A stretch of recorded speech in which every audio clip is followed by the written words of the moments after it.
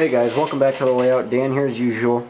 And first off, before I begin this video, you'll notice I'm using a different camera than I usually do. My JVC camcorder is down again, unfortunately. It really sucks because I only got that one fixed just a couple months ago, and now it's already broken again with something else. So I'm using my my Fujifilm camera right now, and the video quality on it really sucks, especially up close. So I really can't get detailed shots or anything of anything I'm doing here, but I'm going to try to throw this together because I know you're all waiting for another update, and I do got some stuff going on, but by the time I actually get my camera issue sorted out, I probably won't have this stuff anymore, or it'll already be moved on, because lately I've been doing a lot of customer work, not so much my own stuff again, kind of because I'm kind of slowly stepping out of the hobby for a little while, just because I'm kind of trying to save up some money right now for this point in my life. I've got a job, and I'm kind of saving up, so I really haven't been buying anything lately. You know, you kind of look at the stuff and kind of figure what's more important, your actual life or your hobby. So you got to kind of put what you have in proper perspective, I guess. But so anyways, I haven't really been doing much of my own personal stuff lately, but I do have a few things I'll show you. But mostly what I have is other things I've been doing for other people, and it's particularly around this time of year. It's October now, but it'll be November by this weekend. It's usually around this time of year, at the end of the years, that I usually get a lot of work coming in from other people. I don't know why. I guess I don't know. But anyways, to start, I have the Alco S4. This is a Bachmann engine, and recently, I'm not sure how many of you will know about this, but recently the TLE&W Railway Museum down in Waterville, Ohio, had painted their original C&O S4 back to its original paint, and it looks really nice. But one of the people involved sent me this model he has for painting, and as you would have guessed, I'm going to copy the paint job from the real unit to this one and make a scale model of it.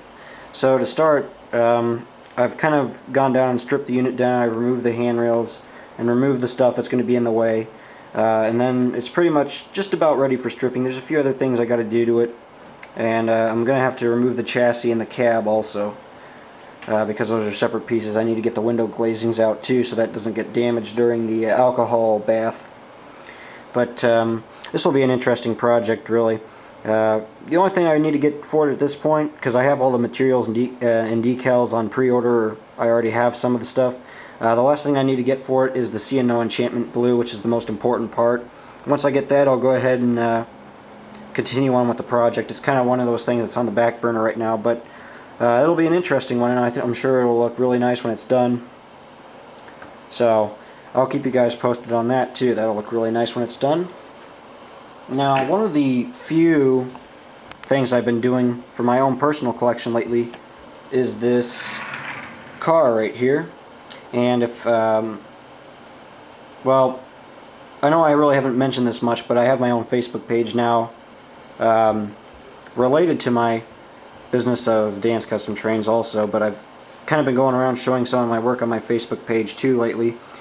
And this is one of the cars I've been previewing, but lately it kind of got set aside because I had to work on some other things. This is the HBAK or HBAK spray paint tag that's on a covered hopper. This is some of his more famous work because it's pretty obvious to see why. This crazy color combination, and then the tag itself is awesome. I didn't really gather any information to show you guys what this car actually is. And to save time for this video, I'm not going to do that. I'll actually save this for another video, and so I can describe it to you guys in a little more detail and maybe show you some pictures of the real car. This is something that's kind of coming along, and I work on it when I have free time too. But it'll look really awesome when it's done. I can't wait to see it. I'm going to keep this one, but it looks like I'll probably be making 3 more, which I'm going to end up turning around and selling. So that's a really nice car. Can't wait to see what it's going to look like when it's done. So that's one of those things that I just, work on when I have time. So I'll, like I said, I'll have another video of that, a separate video off of this one, which I can describe the car in a little more detail. Now to move on real quick, I'm going to go over to my module over here, and as you can see I have my Runaway train locomotive set on the layout at the moment, and I got my my GP7s and the F7. Of course, to repeat myself, this is the Runaway train locomotive set from the movie, 1985 movie, and I finally got these out because I'm going to go ahead and start working on these again.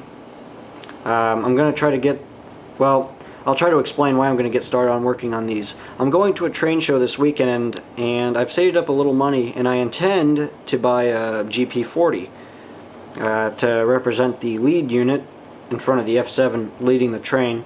And I'm pretty much going to do that just like I did with the first set, if you recall any videos of that before I sold it. So I'm going to try to get this set finished. It's one of those things it's been sitting around way too long collecting dust. It needs to get done. I really want to get it running again, so I'm going to just try to finish it up. With the units, these themselves are pretty much done. Not too much has been changed. Like I said, they're pretty much done, but there's a few weathering changes that I'm going to do, like particularly to the F7. There's a few things I'm going to touch up. And the GP7's also about the same state, but I have modified a few things, and I'm going to finish some of the snow weathering on these units as well. One other little detail on these that I've been changing is the horns. In the earlier shots in the movie scene, I know that they're not the same units obviously, but I wanted to have the horns on these units. Yeah, okay, this isn't working. You can see the camera's not going to it's not going to focus in on those parts, but anyways, there's an M3 casting up here. I wanted to add the M3 horns to both GP7s, as you see in the movie. I've been taking off the stock horns and replacing with the new M3 castings from Caliscale. So the last GP7 is done, and then that horn part needs to be added to this one, and then those will pretty much be done. Just a few weathering changes from that too, and they'll pretty much be ready to go. So I'll keep you guys posted on that. I know everyone's anxious to see that, and I've said multiple times that I was going to get it done and whatnot, but I never got around to it, and I apologize for that. This time though, I mean it. It's going to get done, I assure you. So I'll have another video of that when it's done. It's going to be awesome as well. And just a few other things to go along here. You'll notice my collection of covered hoppers. I have these out because I've been actually running them on a section of track that I have. I haven't showed you guys my entire collection of hoppers, and really just because there's a lot of explaining behind these or anything, but I have these out because I was running them, like I said. But lately I've gotten a few new cars, and I actually have to pull a few out, so I'm just going to put this down real quick to show you. I've gotten a lot of new cars, kind of collecting on and off, so I'm going to show you these real quick.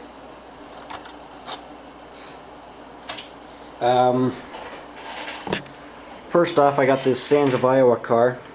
Lately I've been going and customizing a lot of my hoppers with black ends, because the particular cars like owned by PTLX or General Electric Leasing have black ends, so I've been adding black ends to most of my cars.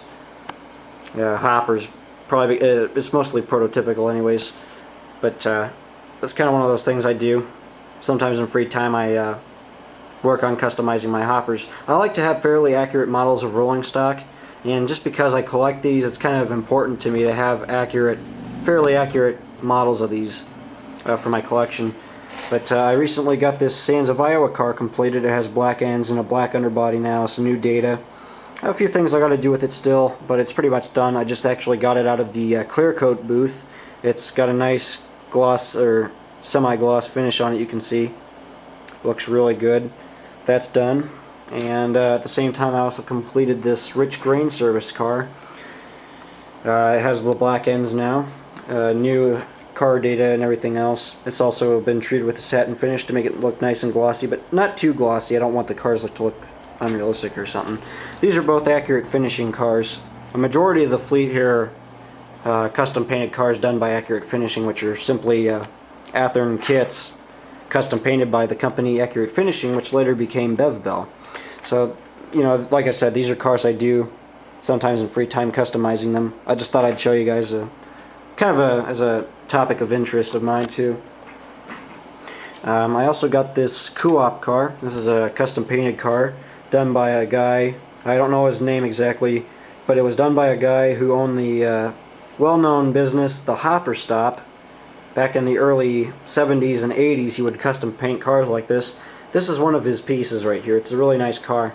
Farmland Co-op, another really nice car. Really rare too. I got this at a train show recently for a few bucks, and I refurbished it, kind of touched up the paint. So it looks really nice. That's another car I just recently got. Two other cars I got are this Frank Brothers elevator, and you can see it also has the black ends.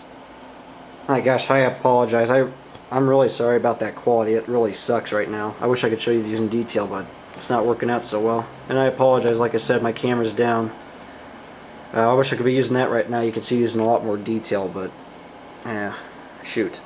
But yeah, pretty much. That's another new car I got. That's a Bev Bell, custom painted Bev Bell car. And then the last covered hopper I just recently got is this Farmers Co-op Elevator Company, Giltner, Nebraska. Another fairly old, kind of rare car. This one doesn't have black ends, it's just solid blue. I did a lot of extra data modifications to this car and painted a few things on it to make it look a lot better. That's another car I just recently got. So that's a few things also. I just thought I'd show you guys those, simply because I collect covered hoppers. I know a lot of people like these too, just because they're colorful, and one of these days I'll have to actually try to show you guys my entire collection of covered hoppers, but it'd take me some time to have to explain all of that, but I hope to in the future. I just wanted to show you guys these though, because I know you would probably want to see these.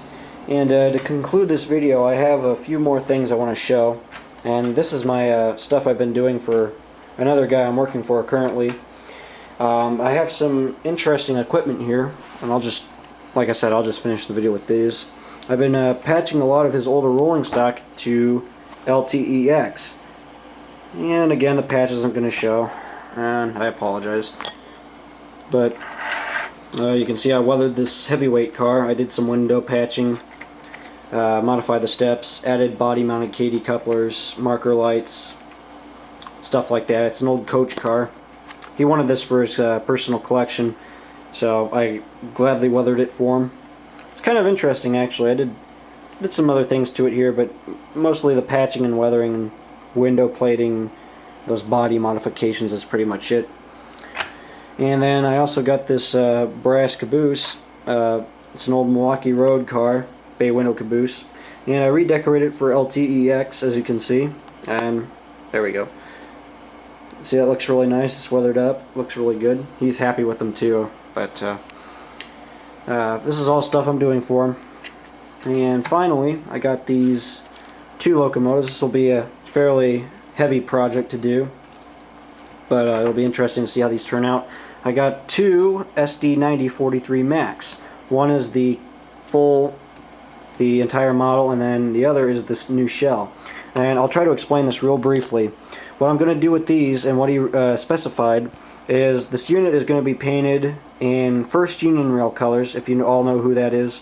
FERX, or First Union Rail, the company who painted SD40s, silver and the green, those famous leasers from the early 2000s. Actually, I used to see those a lot myself. Anyways, I have to duplicate that paint job and put it on this shell. But before I do that, basically I'm going to be stripping detail parts off the old model here and putting them onto this one. And of course the chassis will also get swapped to this shell too. This is the unit I'm basically going to be working on. This one is just basically being supplied for parts to go to this unit. So that'll also be really interesting, and after it gets painted, it'll be patched to LTEX. So that'll be also, like I said, really interesting. That'll be cool to see how it turns out, and I'll show you guys that in another later video. So that's pretty much it right now. Not too much going on. So, but I just thought I'd kind of update you guys on a few things. And like I said, I'll have some videos of the Runaway train set when it's complete. And I promise you again, it will be done this time. I'm not going to put it off like I did those other times. And I'll also have another video of the HBAK tag coming up soon, so you guys should enjoy that. And then I'll have some videos of the Alco S4 when it's repainted. So yeah, that's pretty much it right now, guys. Thanks for watching. Thanks for bearing with me here. Hopefully I'll have some new updates and some other project videos coming up soon. But in the meantime, this should cover a few things over that I'm working on right now. So thanks for watching, guys. Take care.